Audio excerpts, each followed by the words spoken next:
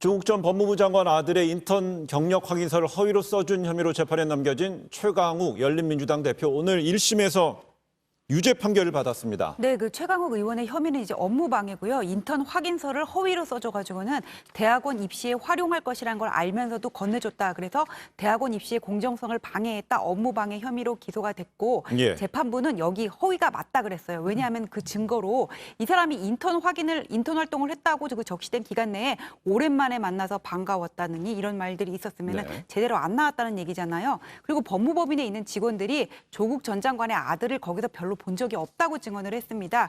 또 그것뿐만 아니라 뭐 잘 되겠죠, 대학원 잘 되겠죠 이런 식의 문자를 보냈다는 거는 이거를 대학원 입시에 활용할 거라는 걸 알았다는 얘기잖아요. 그래서 고의가 있다 그래서 일단 유죄가 됐고 사실 벌금 정도 나올 줄 알았는데 의원직 상실에 해당하는 그 금고형 이상 집행유예가 나온 거는 최강욱 의원이 이 사실관계에 대해서 다투는 게 아니라 네. 처음부터 뭐 검찰의 보복이라든지 공소권 남용 같은 정치적인 부분을 건드렸었거든요. 이것이 재판의 결과에는 악재로 작용한 것으로 보입니다. 근데 최강욱 의원은요.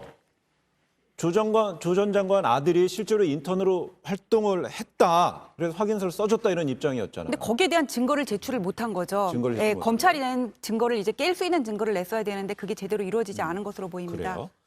네, 최강욱 대표 선고 끝난 뒤에 곧바로 입장을 밝혔습니다. 잠시 들어보시겠습니다.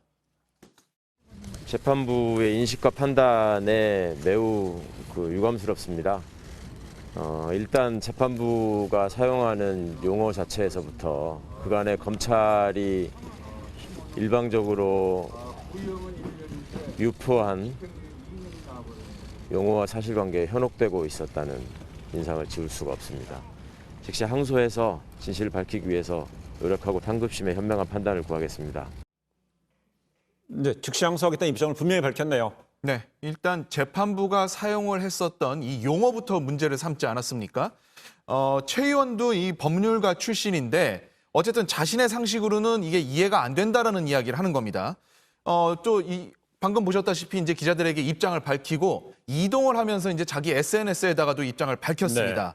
이 검사는 인턴을 하지도 않고서 확인서를 써줬다라고 이야기를 했지만 이 수사 결과를 받아든 이 판사는 인턴 활동을 한 걸로 인정을 했다. 그런데도 유죄 판단을 했다는 거는 이해가 안 된다라고 이야기를 한 겁니다. 그런데 이걸 좀 잘 살펴보면요. 이 조 전 장관 인턴 확인서에 이렇게 써 있습니다. 2017년 1월부터 10월까지 매주 2번 16시간씩 일을 했다. 네. 이렇게 얘기했는데 이 말은 이 1회 평균 12분 정도 일을 했다는 얘기로 이제 해석을 한 겁니다. 재판부는요.